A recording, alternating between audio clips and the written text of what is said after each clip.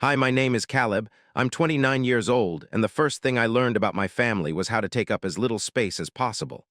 Not because anyone said the words out loud, but because the house itself taught me. By the way footsteps quickened for my sister and slowed for me. By the way conversations tilted toward her appointments, her needs, her future, until I started to feel like a watermark behind the real picture. Before we go any further, I want to hear from you. Where are you watching from, and what's one skill you had to teach yourself because nobody else had the time? Drop it in the comments. I read a lot of them, and your stories remind someone out there they're not alone. I grew up in Indiana, in one of those neighborhoods where every mailbox looks cloned, and the only real drama is which dad's mower stripes the grass the straightest. Our place was modest, and always slightly behind on repairs. The vinyl siding gone sun-chalky, and the front steps doing that hairline crack thing that makes moms warn you not to jump down the last one. We had two aging tercels dozing in a narrow driveway, and a Labrador named Milo, who was the only creature that celebrated me coming home like it mattered. If you asked my parents, they'd call us comfortable. If you asked the kitchen faucet that coughed every morning, it would have told you we were one surprise bill away from a panic. My dad, Jonah, was an account manager at a parts supplier. Safety valves and fittings no one thinks about until the plant shuts down.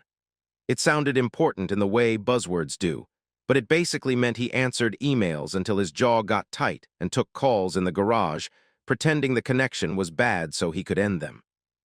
My mom, Marla, ran the front desk at a small law firm, Langley and Lowe, which meant she juggled calendars and clients, and dryly pointed out that someone had taken the last of the good pens again. On paper, we were textbook middle class. In reality, everything in our house orbited a single fact. My sister Talia was born deaf. When the audiologist confirmed it, I was too young to understand the word permanent. But I understood the way the air changed that day. The way adults whisper when they think you can't hear, even though you're standing right there. From then on, we lived inside a schedule. Talia's early intervention sessions, sign language classes, therapy, specialized tutors, support groups. Our fridge was a postcard rack of business cards for specialists and schools. My name was still on the calendar, technically, for baseball practice or the fall concert. But I learned early that pencil marks are easy to erase. Look, I didn't resent Talia. How could I? She was 2 years younger and sweeter than anyone had a right to be, with this mischievous grin that made you feel like you were in on a joke even before you knew what it was. We developed our own sibling language, half signs, half expressions, half the kind of shorthand only kids invent. If she's in this story, she's not the villain. If there is a villain at all, it's that subtle doctrine parents can slide into without noticing. The idea that love is a zero-sum game. I was the quiet kid who could get a B without opening the textbook and a C because the class was first period and my brain didn't clock in until after lunch. I was good at baseball, not great, enough to be third in the rotation and steal a base when the catcher was daydreaming. What I was great at was taking broken tech and making it breathe again. I built my first real computer from a case I pulled out of a yard sale, and parts I scavenged with money I made mowing lawns and shoveling those stubborn slush berms that form at the end of driveways. My rig looked like it had survived a small war, mismatched ram sticks, a fan that sang a tiny, infuriating rattle, but it booted.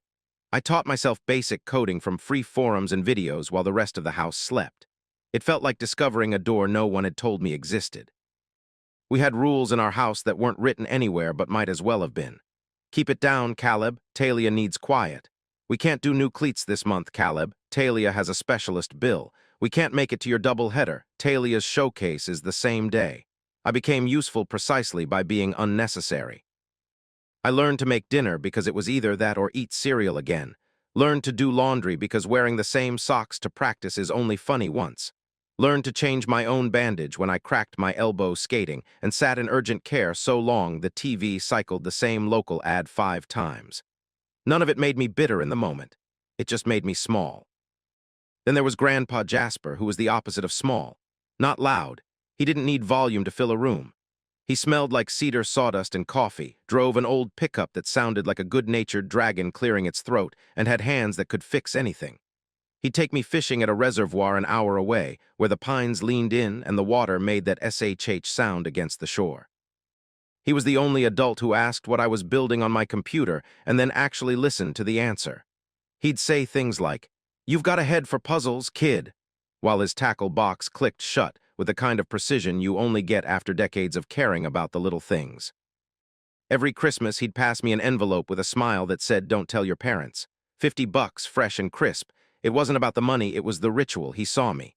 Once I heard him in the kitchen with my dad after dinner, voices low. "Don't make the boy a ghost, Joe," he said. "You can love two kids at the same time." The plates paused, the faucet hissed. I went to my room and pretended my headphones worked better than they did. When he died of heart failure my junior year, something inside me started counting down. Not in a dramatic sense, just, I think kids know when their last advocate leaves. We put on our church clothes and did the casserole thing and the handshake line thing. Then we sat in a meeting room above a downtown bank where a lawyer with perfect hair read his will, and the quiet in my head went so sharp I could hear it. "To my grandson, Caleb," the lawyer said, "I leave $72,000 in a trust to be used for his education." I didn't breathe for a full 3 seconds. My parents' faces did that weird flipbook trick, grief, surprise, something like resentment, then the careful mask people wear when they want to look reasonable. The trust named my parents as trustees. I remember thinking, okay, not perfect, but fine. They know this is for me. Grandpa made it clear. For the first time, I saw a path that didn't involve debt collecting interest on my future. I made a list that night because lists make me feel like I'll survive. Summit State University had a solid computer science program and ties to real studios. The county community college could be a stepping stone if I needed it. I could make this work. Senior year was a grind of applications, essays, and pretending not to care if anyone noticed. I got in. The acceptance email had confetti animation, which is goofy, but I watched it twice. I told my parents after dinner, heart doing this weird hummingbird thing in my chest. My dad grunted something about talking finances. My mom said, "We're proud of you." Like you say, nice weather when you don't have time to mean it. I told myself that was enough. If I had been paying attention, I would have noticed the new brochures appearing on the fridge again. Briarwood Academy for the Deaf. I would have noticed that my computer desk had migrated to the garage for a while, so Talia could have a quiet study space. I would have noticed the way our house always found money somehow for anything with Talia's name on it, even when we'd just been told there wasn't money for me. But hope makes you filter selective. I ironed my best shirt for a family dinner because my Aunt Serena and her husband Sam were coming over, and I had convinced myself it was to celebrate my next step. We sat around a table that had been ours since I was 8, the kind of heavy oak that remembers every fork scrape, and ate Mom's lemon chicken while everyone did the dance of small talk. "How's baseball? How's work, Jonah? How's Langley and Lowe, Marla?" I waited for the moment where my dad would clear his throat and say, "About Summit," and we'd talk housing deposits and meal plans and the practical stuff of launching. It came. He cleared his throat. He put his fork down. "About your college plans," he said, and something in my body braced. "Yeah," I said, cheerful in a way that felt like trespassing. "I've got the deposit deadline next Friday." He looked at my mom. My mom looked at her glass of water like it might have an escape hatch at the bottom.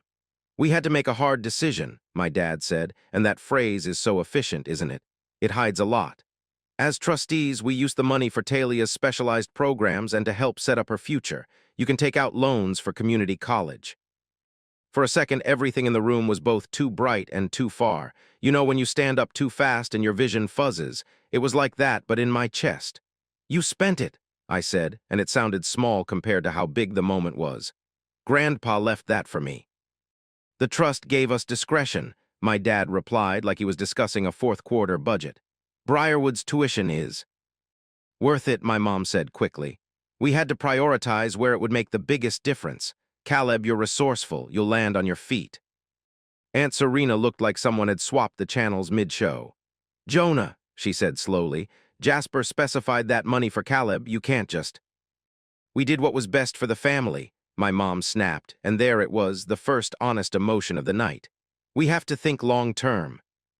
I felt my face do nothing, which is its own answer. I stood up. The chair legs whined against the tile and moved the room forward, finally.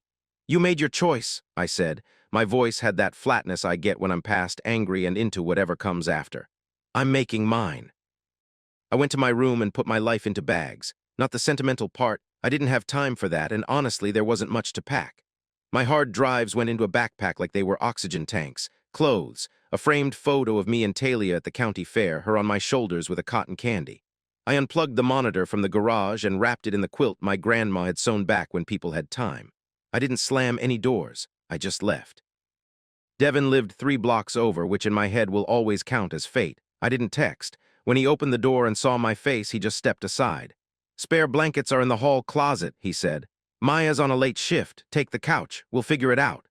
That's all you need sometimes, someone who speaks solution like it's a first language. The messages started the next morning. My mom, the reasonable voice, "You're overreacting. Come home and we'll talk like adults." My dad, the stern voice, "Time to grow up. Learn to accept reality." Then the voice I can still quote word for word because it branded my brain. "This is why we were worried about you in college. You give up. You're the weak one. I took a screenshot. I didn't respond." There's a specific kind of fire that comes from being told what you are by people who never really looked. 2 days later, Talia texted, "I didn't know, I'm sorry, no other words, no punctuation." I stared at it for a long time. In the story I tell myself, that text is the first tiny splinter in the old narrative that said she and I were on opposite teams. I didn't answer. I wasn't ready, but I saved it. Aunt Serena called that weak, voice thick with the kind of anger that's half grief. "I argued with your father until my throat hurt," she said. "I can't write you a check we don't have, but I can help you file things. You're not alone." She walked me through creating bank accounts my parents couldn't touch. She emailed me PDFs about student aid and made me a list of dates. When you don't have a safety net, information is the next best thing. So began the practical part of my exile. The couch at Devin and Maya's was old and brave, the springs announcing my every turnaround at night like I was a parade float. I took the bus to interviews at places that smelled like fryer oil and old uniforms, and filled out applications perched on plastic chairs under fluorescent lights that hum at a frequency only hopelessness can hear. The first yes came from a warehouse that paid $10 an hour to load trucks in a building that somehow managed to be hot and drafty at the same time. I came home every day with a shirt that clung like a second skin, and muscles I didn't know I had letting me know exactly where they lived. Devin's parents, who had exactly zero extra money and infinite extra kindness, helped me hunt down my birth certificate and social security card after I realized the originals were in a file cabinet in a house I no longer had keys to. I started keeping a spreadsheet of every dollar in and out because budgeting became less about being responsible and more about survival. Eggs, rice, cheap protein. The kind of math that makes you appreciate every coupon like their currency, minted for just you. If you've ever been the invisible kid, here's a lesson nobody taught me and I wish they had. When people show you your rank in their life, believe them. Don't stay to argue about the ranking system. Don't think a better performance will move you up. Believe them, then rank yourself higher. That doesn't make you selfish, it makes you a person. I did the math on community college versus full-time work until the numbers bled together. I stared at Summit State's site late at night, the photos of brick buildings and kids sunlit on grass, and felt like I was a ghost pressing my face against a window. I clicked the close tab button, and then I opened it again, because sometimes hope is just refusing to let the tab stay closed. Milo, the Labrador who had never been skeptical about my worth a day in his life, had his own way of saying goodbye. A week after I left, I swung by to grab a charger I'd forgotten. He bounded to the door and leaned his whole weight into my knees, the way dogs do when they want to hold you where you are. My mom hovered in the hallway like the air there was thinner, and she had to ration breaths. "You can't take him," she said, and in another life I would have made a joke. What, the dog custody agreement? But not in this one.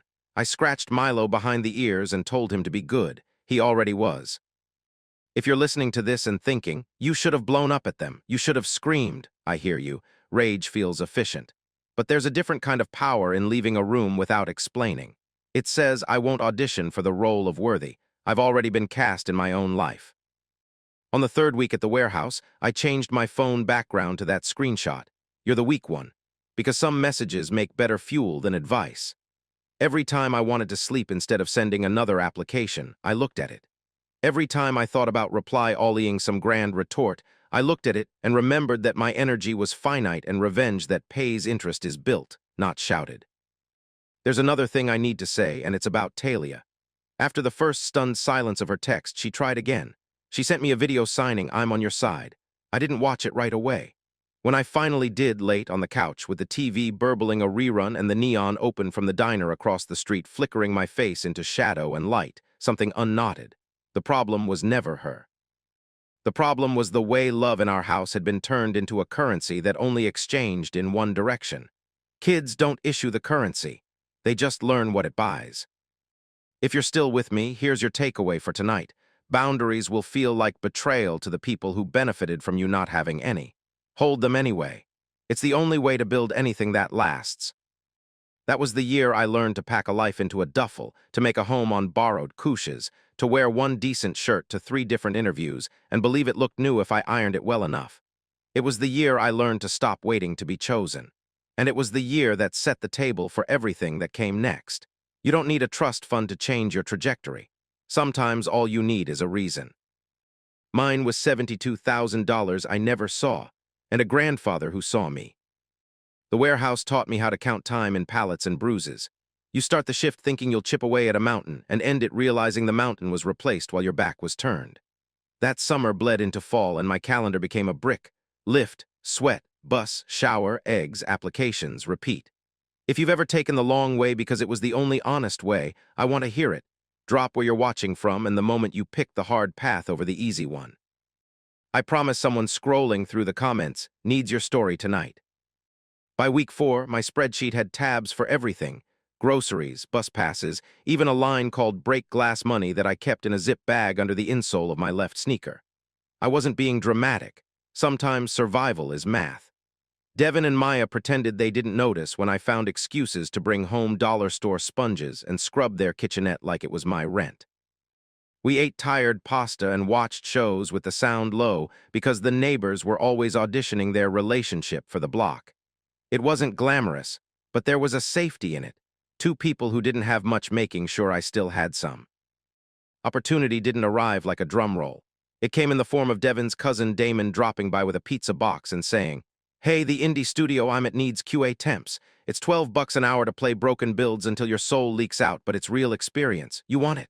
Do you remember the exact sentence that shifted your life a degree? That was mine. Not a college brochure or a scholarship letter. A half-eaten pepperoni pizza and a cousin with a keycard. I interviewed the next day wearing my one decent shirt and the best posture I could buy for free.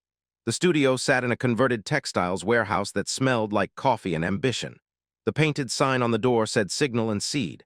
The paint had flakes at the edges. I loved it immediately. A half-dozen people typed at mismatched desks. Another pair argued cheerfully in front of a whiteboard like they were fighting over a shared dream. The office chairs had been rescued from some corporate downsizing, the kind of chairs that tilt when you breathe wrong, and the coffee machine had a single green button that sometimes worked if you spoke nicely to it. The producer, a fast-talking woman with a shaved undercut named Surrey, skimmed my resume and landed on the line about my hobby projects. "You build things," she said. "Good. Can you also break them on purpose?" "I'm the oldest child," I said before I could catch myself. "Breaking and fixing is my native language." I got the job. QA is not glamorous.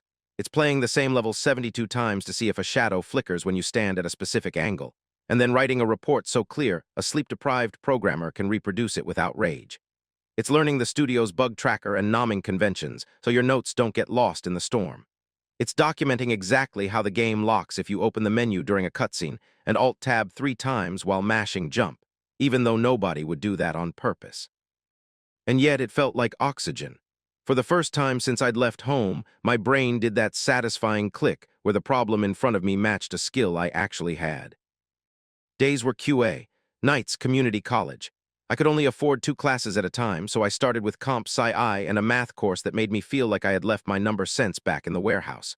My backpack smelled faintly like fryer grease from the bus, and my notebooks had creases from sleeping on them, but I was in the room.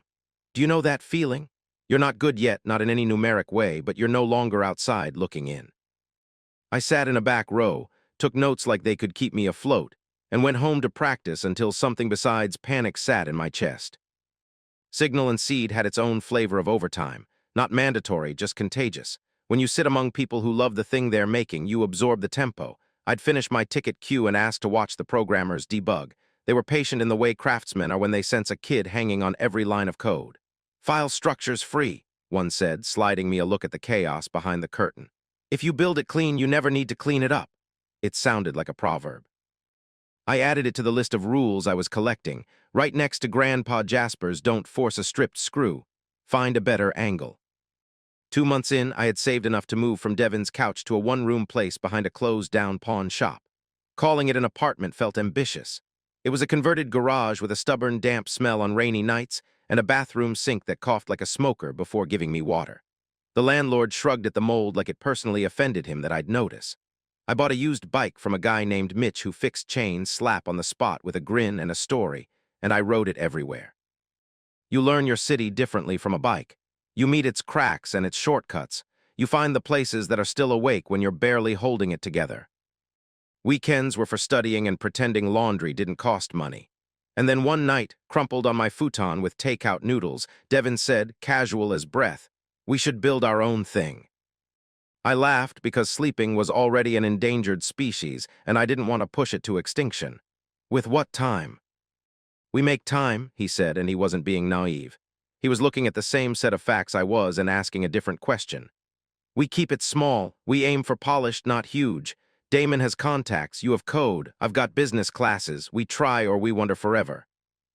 There's a question I ask myself when a risk shows up dressed as an opportunity. Will I be more miserable failing at this or not trying at all? I pictured the future where someone else shipped the idea I kept sketching during lunch breaks, and the frustration tasted like metal. "Okay," I said. "We try." We called our repo on GigaHub Project North, because when you're lost, you pick a direction. Devin's parents let us transform their garage into a studio, which meant sweeping out 15 years of old holidays and moving a snowblower that had not seen service since the winter Devin got bronchitis. We hung a whiteboard and thumbtacked our grand plan to the cork. We positioned second-hand monitors on a door balanced across 2 filing cabinets and declared it a desk. Midway through the first weekend, the cheap box fan rattled itself off a shelf, and we caught it between us like a falling plate. We laughed until our ribs hurt, equal parts delirium and joy. The idea was simple enough to be dangerous, a roguelite with progression that made failure feel like storytelling instead of punishment. Our twist was less about weapons or enemies and more about how the world remembered you. It was the kind of concept that looks elegant on a napkin and becomes a hydra when you code it. That first prototype was ugly in a way only its makers could love. The movement was floaty, collisions were suggestions, and entire sections of the map spawned dead ends like the world had given up. But it ran. On my laptop. In the garage. At 2 in the morning while Devin snored in a camp chair, I walked our little polygon hero from left to right and felt the exact same click as the day Surrey hired me. Something wanted to live. About that time, Karina arrived like a weather front. Damon knew her from a portfolio review and thought she'd be a match for our chaos. She was just out of art school, energy coiled like a spring, eyes bright with the kind of blunt honesty you can only carry if you can back it up. She looked at our prototype for 10 minutes, then said, "You two built a calculator and called it a game. It needs to feel like something before anyone will care what it does." It was the most accurate insult I'd ever received. We fought immediately, which is to say we spoke different languages and both believed our own dialect was the only right way to make a sentence. I cared about systems. She cared about delight. I wanted inputs and outputs I could diagram. She wanted a world that breathed. "No one will notice your perfect logic if it looks like a tax form," she said. "No one will notice your pretty lighting if the core loop feels like walking through syrup," I said. Devin made us promise to argue in good faith and right decisions down so we couldn't scream about imaginary agreements later. It was the first grown-up boundary our little team built. We set rules. Friday nights only, no bailing unless you were sick or getting married. Small snack budget, actual meals optional. If you broke the bill, you owed the others breakfast. Sunday morning stand-ups at the cheapest diner still pouring coffee. Sunrise Spoon, the kind of place where laminated menus have a memory. We'd order the $5 special and take over a booth with pencils and receipt backs. Our design docs were smudged with syrup. It felt ridiculous and perfect. Momentum did more for us than inspiration ever did. Every week, something small moved forward. Karina replaced our stick figure protagonist with a sharp, readable silhouette that instantly made our clunky movement feel 30% less clunky. I rewrote the input system after our initial version choked during high action. Devin built a bare-bones pitch deck with numbers that didn't lie, even when the truth made us wince. We invited Damon's coworkers to play our early builds and braced for the kind of criticism that can either end a project or save it. "Your dash has no weight," one said. Another, "I can get stuck here if I jump at this angle." We took it all because we'd agreed on something hard at the outset. Ego is the one thing we can't afford. Signal and Seed noticed my weekends because I stopped pretending I didn't have them. When a system in their main project bugged in a way that looked like our little monster at home, I volunteered to sit with the engineer and trace through lines until we found the memory leak skulking behind a perfectly innocent variable. There's a particular kind of high to solving a bug that breaks everyone's brain. You feel like you reached into a dark pipe and pulled out a living thing. You've got a nose for edge cases, the engineer told me. Keep that, it'll make you invaluable and annoying. I taped that second part to my imaginary rulebook. On week 8 of Project North, we hit our first big argument. Devin came in with a business plan that screamed mobile, short sessions, ad support, quick turn. He wasn't wrong. The numbers loved it. But when I pictured our game on a tiny screen between a notification and a battery warning, my stomach folded. We're building for depth, I said. I want someone at a desk leaning forward, forgetting they're hungry. Karina surprised me by taking my side. The art wants a bigger canvas, she said. If we go small, we'll flatten everything. I'm trying to breathe into this. Devin and I didn't talk for 3 days, which in garage time is an ice age. Karina finally locked the garage door, put the whiteboard between us like a mediator, and said, list what we gain, what we lose, and what we'll hate ourselves for later. We chose PC, knowing it would cost more time and money. Some choices you make with your gut and justify later. This was one. If you're carrying your own side project right now, here's the lesson we learned the expensive way. Momentum beats perfection. You cannot steer a parked car. We stopped waiting until the code base was ready and started shipping ourselves tiny checkpoints no one but us could see. Movement that didn't feel like a dream anymore, a jump arc that remembered physics exist, a shader that made you forget how simple the geometry really was. Every improvement bought us belief, and belief paid for the next improvement. I wish I could tell you that our little rhythm floated along like a movie montage. It didn't. My bike chain snapped on a hill, and I was late to work enough times I could see the conversation coming where Surrey would remind me this was still a job. The power in the garage went out mid-commit, and we sat under summer thunder, counting the seconds between lightning and the thump of sky. I said something short and careless to Karina about polish when she just spent 6 hours redoing the same animation to make it feel like a choice instead of a wiggle, and she walked out. I apologized the next day with a coffee I couldn't afford and a little speech about how I only know how to measure things I can compile. She laughed, and we wrote a new rule: no discounting the invisible work just because it can't be graphed. Winter came early that year, the kind that turns your breath into confetti and your fingers into liars when you try to type. Devin's dad ran an extra extension from the house, and we rotated a dented space heater between our ankles. The window unit AC we'd ignored all fall gave off a half-hearted clunk at night like it was trying to stay relevant. We wore fingerless gloves and pretended we were poets in a garret. Every 2 hours, someone would shout, "Stand up." Because it turns out you can forget you have a spine when you're chasing a stubborn bug. If you've ever worked on something long enough that time ceases to act normal, you know what I mean. The first time Project North felt like a game happened on a Saturday when everything else conspired to make us quit. Maya's car had died. Devin had a splitting headache. Karina arrived late with her eyes red from crying about rent. We said we'd just test one thing. 2 hours later, we were huddled around the monitor as our little character moved through a section that had weight and texture, and this whisper of danger that made your shoulders creep up without permission. I dashed past a trap by a margin so tight it might have been luck. Devin whooped loud enough to wake his cat. For 30 seconds, the future was a wide hallway and all the doors were open. At community college, I stopped feeling like an imposter and started answering questions out loud. I made friends with a woman named Layla who was raising 2 kids and learning Python at night because she was tired of her boss telling her the system was too complicated for her to understand. We swapped notes and coffee coupons and pep talks before exams. The class started to feel like a cohort instead of a room full of strangers. If you're walking into something alone, here, another truth. It's easier to keep going when someone else is counting on you to show up, even if all you're doing is sharing a library table. Signal and Seed hit a crunch just as finals rolled in, and for a week I lived on coffee and adrenaline, sleeping in 3-hour installments like a debt I kept paying late. By the time we shipped the patch, I was sick in that raspy way that makes your bones sound like instruments when you stand. Surrey pulled me aside and said, "You don't have to prove you're indestructible to matter here." It landed. I went home and slept 14 hours. Then I woke up, ate toast, and worked on Project North because sanity is not linear. Damon brought in 2 senior devs from another studio to look at our build. They didn't sugarcoat it, which is how we knew we could trust them.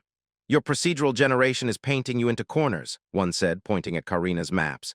"You need constraints that force variety," the other poked at our combat loop. "You're almost there, but the timings are teaching me to mash, not think." We wrote down every note. We asked questions until our brains blurred. And then we rebuilt a third of the game in a week. That's not sustainable, by the way, but sometimes momentum is its own medicine. There were moments I almost quit. One night, after a 12-hour day in a class where my code refused to compile until I wanted to throw my laptop into the nearest body of water, I biked home in sideways sleet and walked into my apartment to find a leak had turned my mattress into a very sad raft. I stood there, water pinging into a pot I'd set out as a joke, and felt the kind of dread that doesn't have language. Karina arrived 10 minutes later with a toolbox and a look that brooked no argument. "We're fixing the roof patch," she said, "and then we're ordering fries." We did both. My landlord never fixed the stain that remained, but every time I looked at it after that, it was less a failure and more a marker. Here is where you did not fold. If you're keeping score at home, here's the takeaway I hadn't earned yet but was starting to believe. Perfection is procrastination dressed up nice. If you can make a thing 1% better today, that beats waiting 6 months to make it 10% better. The compounding is real. The practice itself makes you stronger for the next round. Spring crawled in, gray and sticky, and with it came small wins that stacked like bricks. We pruned mechanics ruthlessly, keeping only what made our fingers twitch with anticipatory joy. We found a soundtrack artist who traded work for future revenue and made our placeholder beeps sound like emotions. Devin's pitch deck sharpened. He practiced in front of a mirror until he could say user acquisition without dying inside. I wrote a devlog on a forum, half terrified, half thrilled, and strangers left feedback that wasn't cruel.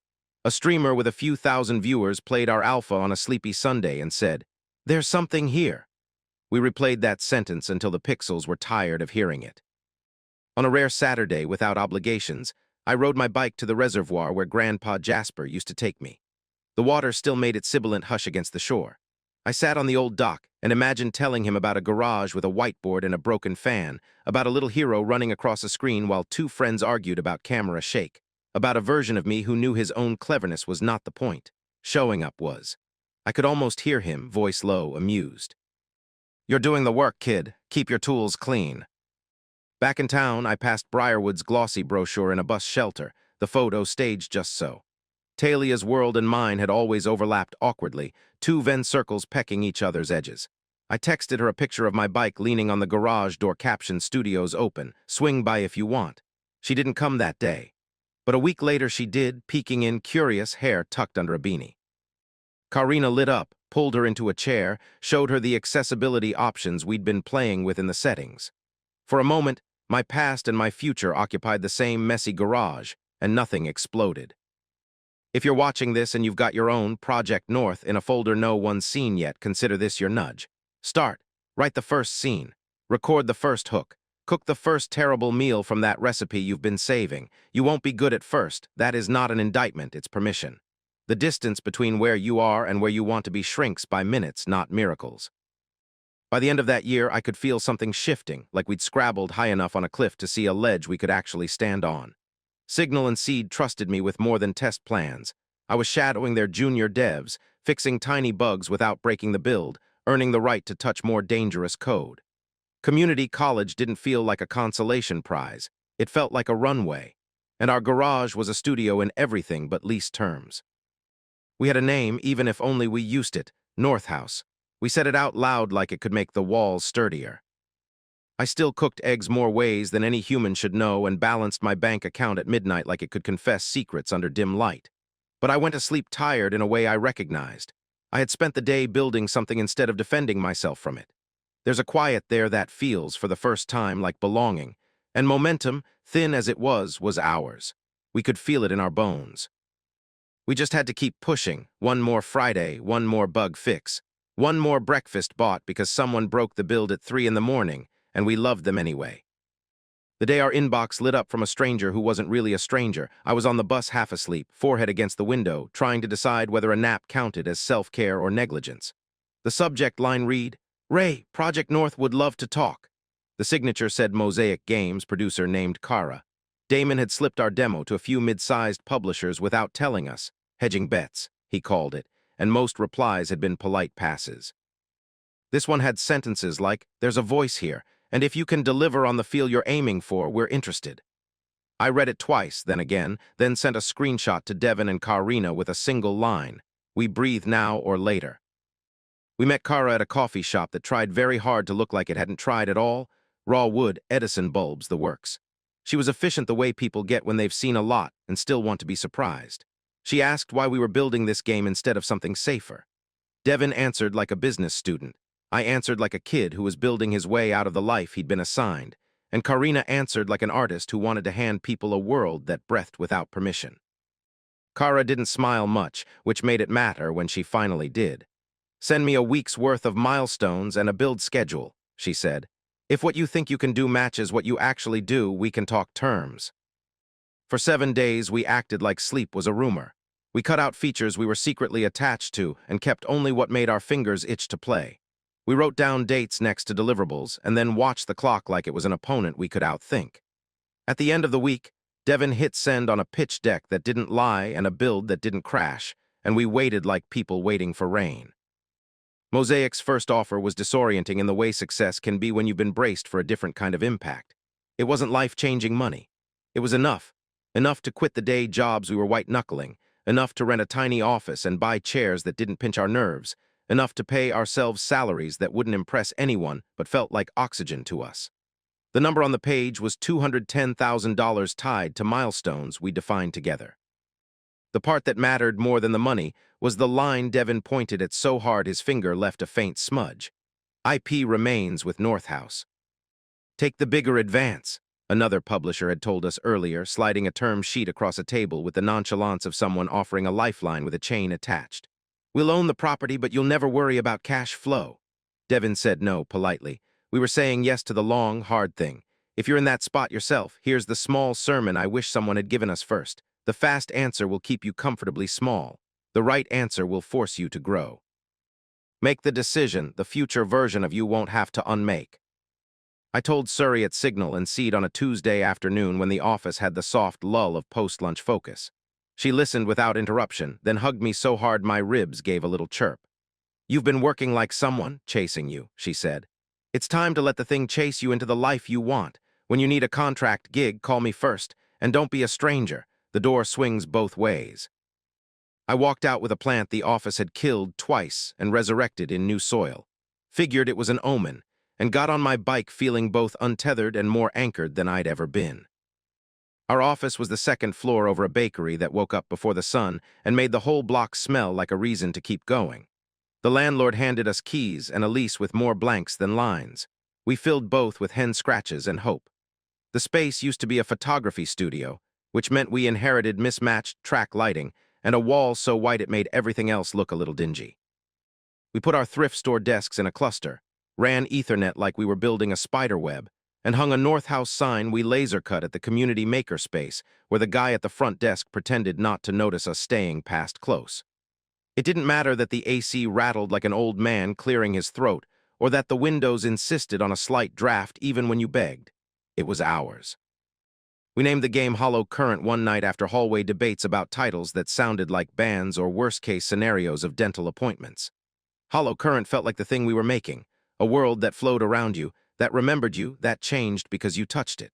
Karina painted the key art in 2 days of witchcraft, sharp-edged silhouette, a breath of light carving across the figure's cheek, a landscape that looked more like memory than map.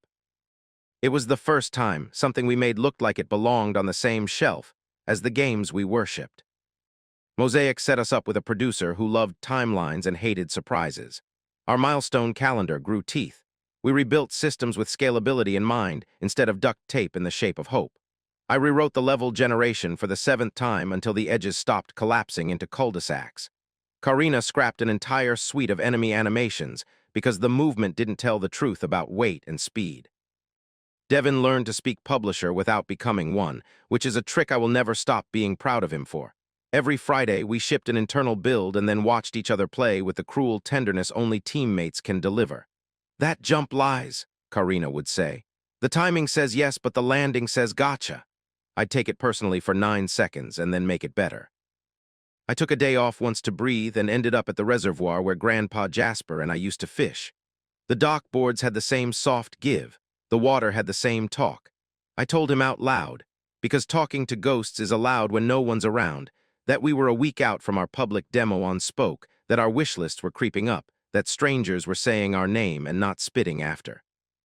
I told him I was scared of both outcomes, failing in public and succeeding in a way that would force me to become someone handed microphones. The breeze made a quiet sound in the reeds like an answer you can't quite hear. Demo day turned the bakery smell into a sedative I couldn't afford. We had a call over video with Mosaic's marketing people who used words like beats and hero asset, and left us with a checklist that read like a scavenger hunt through our own sanity. At 10 a.m., we pushed the button and hollow current existed in the world in a way you can't take back. For the first hour, nothing much happened. 20 downloads, a handful of comments, one bug report that made me mute the thread and hum to stay calm. Then a streamer named Kite with a chaotic, kind community stumbled onto our page, played our build, and laughed in this delighted way that sounded like permission.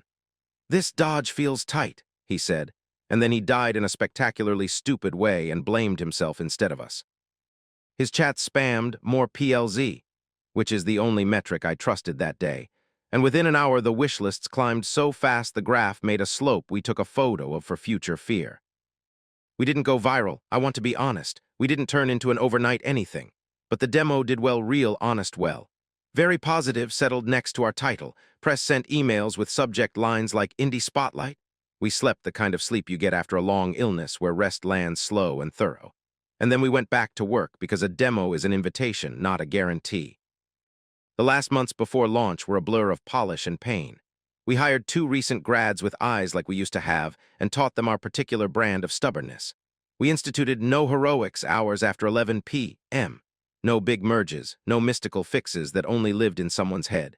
It was a rule we broke more than once and paid for every time. We lost a week to an innocuous library update that turned out to hate our shader stack on certain cards. I chased a bug that only happened if you alt-tabbed after pausing on ultra-wide monitors. There's a special humiliation to knowing someone's crashing because their setup was too nice. We fixed it.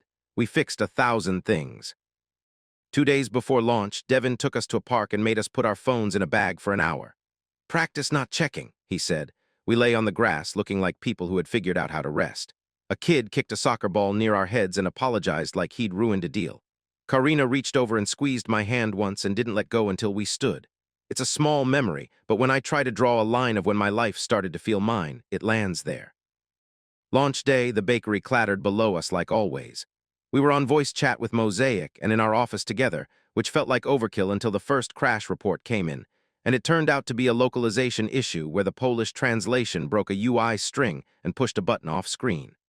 We patched within an hour and wrote a heartfelt apology in the patch notes that made 2 community members say, "Thanks for the transparency." I didn't know those 4 words could make my heart rate drop like that. Hollow Current didn't hit number 1, but it hit high enough on Spoke's indie chart to feel like a solar flare in our little universe. Writers we admired wrote small paragraphs that said things like, "surprisingly thoughtful and a fight system that respects your time." We read every review, which is unhealthy, and then we stopped, which is growth. The revenue wasn't yacht money. It was rent, payroll, runway. Money that turned into time, time that turned into a future. We gave each other the night off and ended up back at the office anyway, drinking cheap, sparkling cider from chipped mugs, laughing at nothing, letting it sink in. We had made a thing and people cared. A year moved like the seasons when you're finally living the ones you're in. We started scoping our next project with a little more daring, a little less apology in our posture. Mosaic treated us like partners, not dependents, because we delivered when we said we would and admitted when we couldn't. We paid our invoices on time. We sent flowers when Kara's team landed a big award for another game. We acted like the studio we wanted to be, and then, slowly, we were. That's when my phone rang with a number I hadn't saved and didn't need to. I was in the office alone, late enough that the light outside went slate when Marla's voice came through small and careful. "Hi, Caleb," she said like the word might combust. "It's been a while. Could you come for dinner on Sunday? Your dad and I would love to see you. Talia will be here." I told myself I didn't care. Then I told myself I did and hated that I did. Karina found me with the phone still in my hand. "You'll go?" she asked. I nodded and tried to pretend the knot in my stomach was hunger. She cupped my face and said, "Remember who you are now. You don't owe anyone a performance." The house I grew up in had aged into a different mood. The front steps had widened their cracks. The railing wobbled under my hand in a way it never had before. The lawn's proud stripes were patchy. The porch light pulsed like a tired heartbeat. There's a cruelty to how you can read someone's finances from the state of their paint. I knocked because the key I once had lived in a drawer I'd stopped opening years ago. Marla hugged me with arms that made a point of not shaking. Jonah nodded from his chair, eyes sliding off mine like wet marbles. Talia signed hello with a smile that reached across the gap and made a little bridge I stepped onto without speaking. We ate overcooked roast and store-brand cookies and talked like people who'd met at a bus stop and were trying to act normal. "How work?" Jonah said. "Good," I said. "You still with Signal?" Marla asked, and I realized how thin their map of me was. "We started our own studio," I said. "North House, we released a game." The words made me sound like a stranger even to me. Coffee sat on the table when Jonah cleared his throat, the international sign for the real reason you're here. "We've hit a rough patch," he said, and the way he said we made me want to hand him a mirror. "The bank is threatening foreclosure. I've been looking for something steady since the downsizing. Your mother's hours were cut. We're behind 28,000 and some change, plus a few cards we used to help Talia get set up after school." He sipped as if that made the sentence normal. "We hoped you could help us get through this, just for a bit." There are moments when your past sits down at the table and asks if you'd like to start over at the same spot. I took a breath I didn't know I'd been rationing and put my cup down carefully. "You took $72,000 that Grandpa Jasper left specifically for my education," I said, not angry, just placing facts on the table like silverware.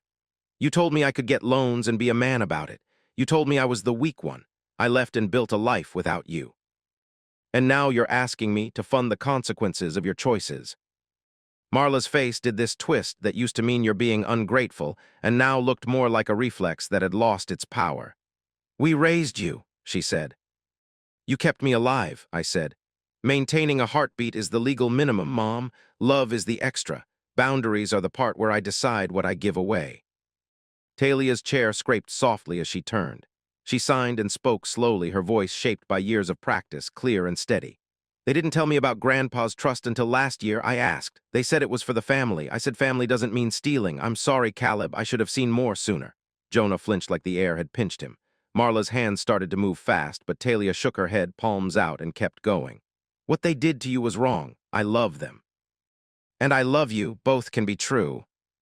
In another life, I might have softened at that. In this one, it made me stand up straighter. "I'm glad you said that," I told her. "I'm glad you're building your own life, but I won't pay for their refusal to learn how money and love are not synonyms. If I write a check, I buy their lesson back for them. I won't." Jonah's voice got small. "We're still your parents," he said. "Family helps family." "Family doesn't take an inheritance meant for one kid and call it noble," I said.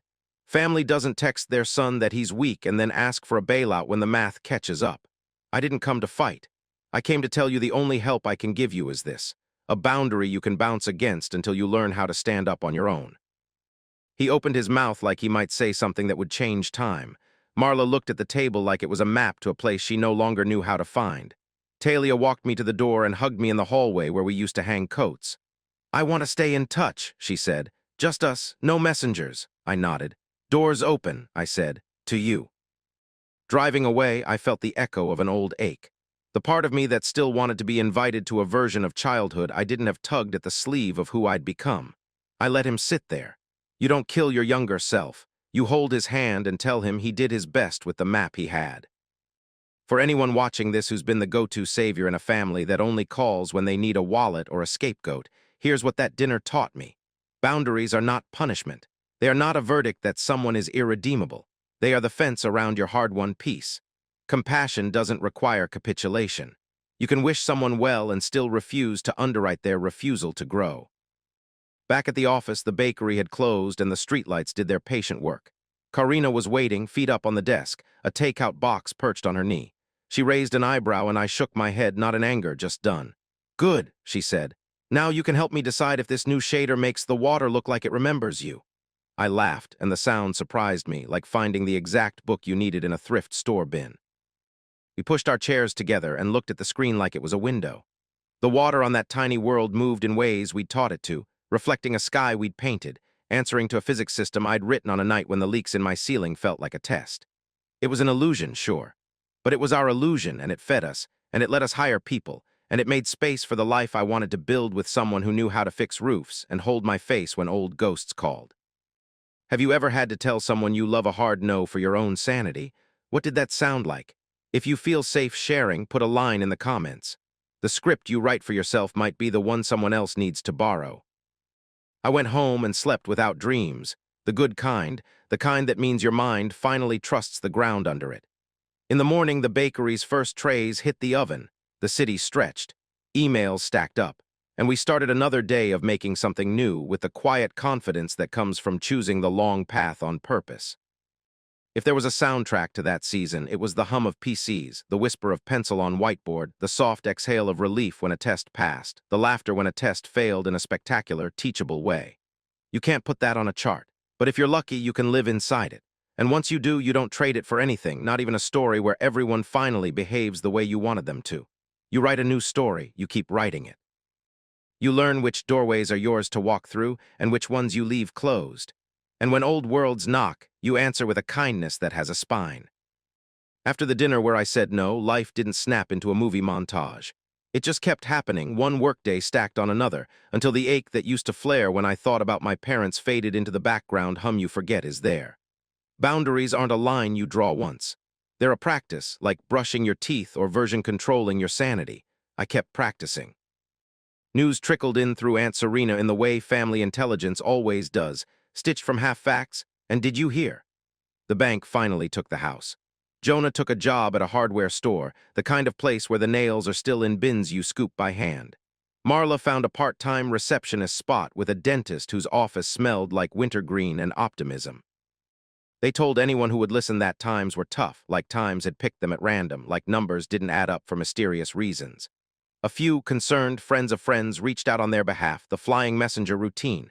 Have you considered forgiving them? They're your parents. Translation, we'd like you to unpay your own dues so the story feels tidy. I wrote a single universal reply and saved it in notes. I wish them stability and growth. I won't be funding either. Then I muted every conversation and went back to work. Talia began visiting the studio on Saturdays, arriving with a tote bag and that half grin that always made me feel like we were about to get away with something. She'd perch next to Karina, hands flying, eyes on the screen. We built a suite of options with her in mind. Captions you could adjust for size and contrast, an audio visualizer that turned directional sound into motion at the edges of the screen, a haptic mode that translated certain frequencies into controller pulses. When we first turned on silent, no-audio mode that reweighted feedback into visual and tactile cues, Talia looked at me, then at Karina, and signed good. Not charity, craft. That's the difference. It was the best review I've ever gotten. Karina and I moved in together with the type of ceremony you save for people who know they're choosing the same life. 2 adults, 1 Allen key, 6 boxes of books, and a promise over takeout that our home would be a place we didn't have to perform. We bought actual furniture, pieces with weight, not the disappearing act of thrift store particles. There was a dining table where laptops and dinners could share elbow room, a couch that didn't leave springs mapped on your spine, and a bed frame that lifted the mattress off the floor in a way that felt, somehow, like a promotion. I cried the first time the dishwasher hummed and the plates came out warm. Not because of the plates, because calm had a sound now. Northhouse started drafting the follow-up to Hollow Current like climbers who had finally hit a ledge big enough to stand on. We could see a little farther, and the view had ideas of its own. Devin ran budget models, the kind that make your stomach harden if you think too long about the zeros. I spent late nights sketching systems on a whiteboard until the markers bled through, an orchestra in my head insisting that combat and story could talk to each other more intimately than we'd seen in our lane. Karina pinned concept art to cork like passports, stamped with the places we wanted to go. We hired carefully, which is to say we said no a lot and yes only when it felt like adding a person, not a seat. A network programmer with a history of volunteering at a community center's coding night. An animator whose showreel made our team gasp in unison. A producer who could smell a hidden dependency from across the room. I learned how to be a lead the way most people do, by leaving claw marks on mistakes I promised myself I wouldn't repeat. The first time I gave feedback that landed like accusation instead of help, I walked home sick with it and called the person the next morning to start over properly. Leadership isn't a promotion, it's a mirror. If the person in it looks tired and petty, you need sleep, not authority. We set more rules.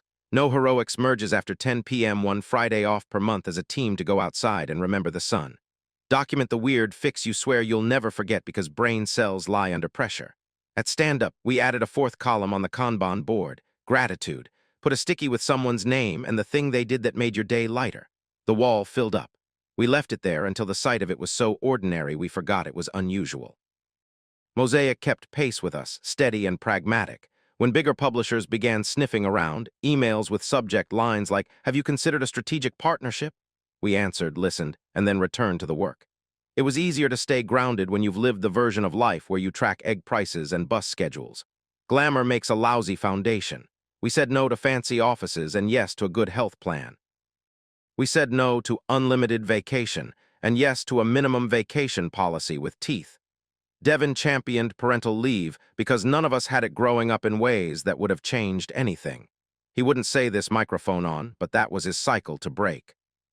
Our second title, Glassbound, shipped a year later with steadier hands and a deeper bench. The launch day graph didn't look like a rocket. It looked like a river finding the path it had always intended. Reviews arrived like postcards from towns we didn't know we were on the map of. "There's an empathy to the mechanics," one wrote. "The game notices you noticing it." I printed that sentence and taped it on my monitor until the tape gave up. With 2 credits and a balance sheet that didn't induce heart palpitations, offers to acquire us shifted from hypothetical to polite aggressive. Most deals read like fairy tales until you check the footnotes. Relocate your team, cut your staff, adopt our pipeline, agree to crunch when the wind changes. We smiled, thanked them, and declined. Then Monolith Interactive came in with something unprecedented, a contract that opened with our non-negotiables instead of burying them.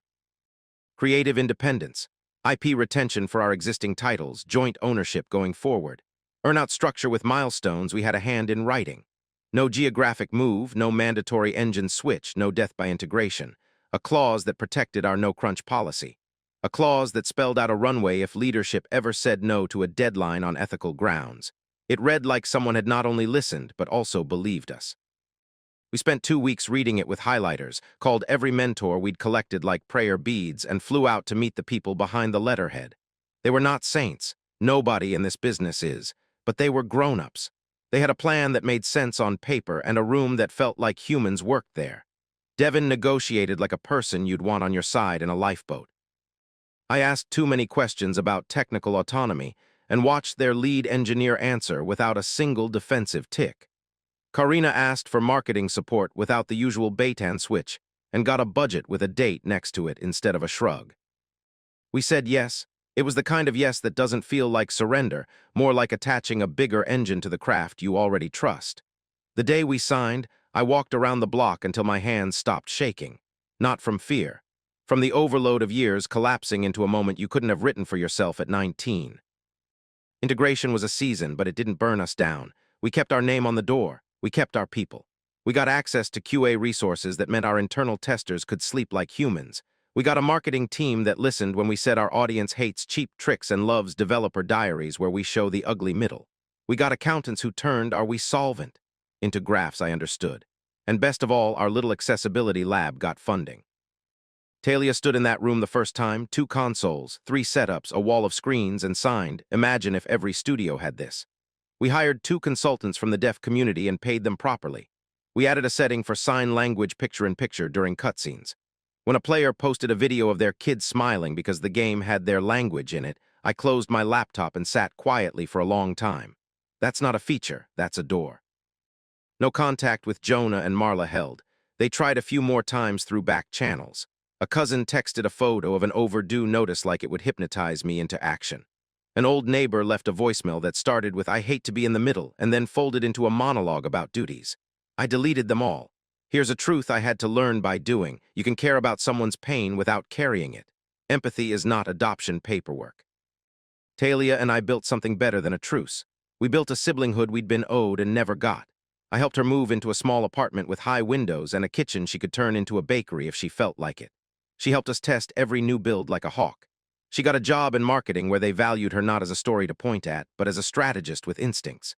When she told me she'd asked for and gotten a raise, I cheered so loud Karina laughed from the other room.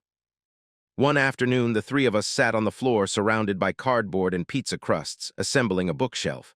Talia signed, "We didn't get this growing up. We're making it now." I nodded. There was nothing else to add.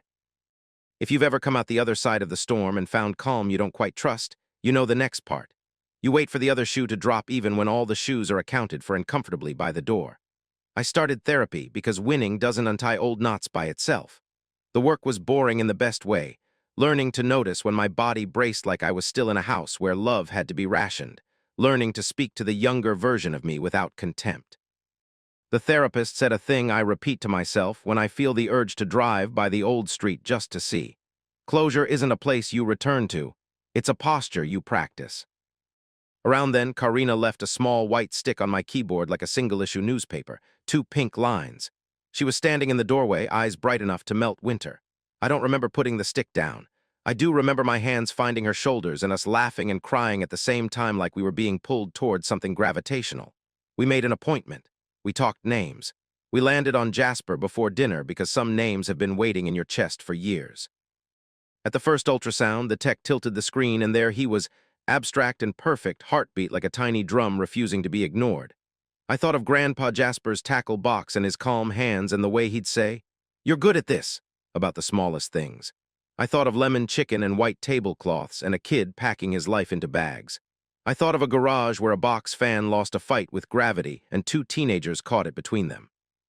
I thought of a girl with ink on her fingers and a stubborn streak that matched mine beat for beat. I thought of Talia's sign, not charity, craft. I thought of boundaries and how they're not walls, they're doors you choose not to open unless someone knocks with respect. We told the team on a Friday during our gratitude round. I tried to say the words and found myself unable to finish. Karina took over with a grin that made every monitor in the room brighter. People cheered. Someone brought out cider from the fridge like it had been waiting. Devin raised a cup and improvised a toast that was half joke, half vow, to building things that outlast our fear, to leaving rooms better than we found them, to naps. Everyone shouted the last part. We wrote up parental leave details the following Monday. When you say you care about people's lives, it helps if your policies can do something besides nod. At home, we started nesting, the ancient verb that makes you buy tiny socks and cry at the sight of them. I set up the crib with the same concentration I use for refactoring dangerous code. Karina painted a small canvas of stars because she said the kid should know he's born into a universe, not a box. Talia came over with a bag full of picture books and an industrial-sized container of snacks because she understands what the 4th trimester actually is. We argued gently over whether the mobile should be shapes or animals, until we realized the kid will stare at whatever is there and decide it's brilliant. Every so often I'd be washing a glass or checking a build and catch this wave of gratitude so strong I had to sit down. Not because I believe the universe rewards goodness like a vending machine, because I know, viscerally, how many things had to not go wrong for us to get here. The text saying you're the weak one could have become a script I memorized. The broken mattress and the leak could have been my permission slip to quit. The argument in the garage could have ended the project and the friendship. Any number of cracks could have widened and swallowed us, but they didn't. We built scaffolding faster than the walls could crumble. We asked for help before we bled out. We put one bit in front of another until the machine ran. I still get messages sometimes from people who grew up like I did. They ask how you make peace with walking away. I don't know if peace is the right word. It implies the conflict ended. What I have is quieter and steadier, a commitment to stop trying to save people who have decided sinking is a statement. What I have is a willingness to be accused of being cold by folks who benefited from me burning at both ends. What I have is a life I'm present in. If you're listening and you're there, too, on the fence, wondering if you're cruel for protecting a self you fought to build, here's my take. Kindness with a spine is still kindness. A week before our acquisition closed, Jonah texted from a number I didn't recognize. It was only a few words, "Heard you're doing well, proud of you." There was a time when that would have turned me to water. Instead, I sat with the phone for a minute and looked out the studio window at a slice of sky, then typed, "I hope you're finding your own footing. I won't reopen old wounds. Take care." I didn't send money. I didn't send fury. I sent a door that wasn't for him and walked away from it. Sometimes the mature thing is the least dramatic. The night before our son was born, a thunderstorm rolled in the way Midwestern storms do, with theater in its bones. Karina and I sat on the couch and watched the sky flash like someone was taking photos of the street. I told her the story I'd been saving for this moment, about a boy who insisted on taking up less space to keep the peace and then learned the real trick is to take up your space without apology. She took my hand and squeezed. "He won't have to earn his place," she said. "We'll make sure of that." I nodded and thought of how love is not a ladder, it's the ground. Jasper arrived in the early morning, loud and indignant and perfect. He took one look at the world and voiced an opinion about it that made the nurse laugh. When they handed him to me, the room fell away. I whispered his name and promised him 1,000 small things. That I would show up, that I would say sorry and mean it, that I would never hold his love for his aunt hostage, that I would not let my old hurts draft him into a war he didn't enlist in, that I would teach him how to change a tire and how to debug a stubborn loop, and how to sit with his own feelings long enough for them to become less scary. A week later, I brought him to the studio during a quiet afternoon. We stood in the accessibility lab while Talia adjusted the captions one-handed and held him with the other. "He'll play here," she signed with a smile. "We'll make sure he has a mode for everything." I laughed and told her he'd probably be more interested in the box the console came in. Karina, sleepy and luminous, leaned against the doorframe and took a picture. The three of us, and the new person who will never know firsthand the story I've been telling, except as an origin we chose to transform. If you've stayed with me this long, thank you. Stories like this aren't tidy. They don't end with everyone hugging in a sunlit kitchen while a song plays softly in the background. Sometimes they end with a quiet apartment, a baby snoring like a tiny creature on your chest, emails waiting, and a sense of peace you had to drag into being. Sometimes they end with you realizing the revenge fantasy you thought you wanted, showing up rich to the doorstep of the people who doubted you, was never the point. The point was building a life so textured and alive that their absence is an improvement, not a hole.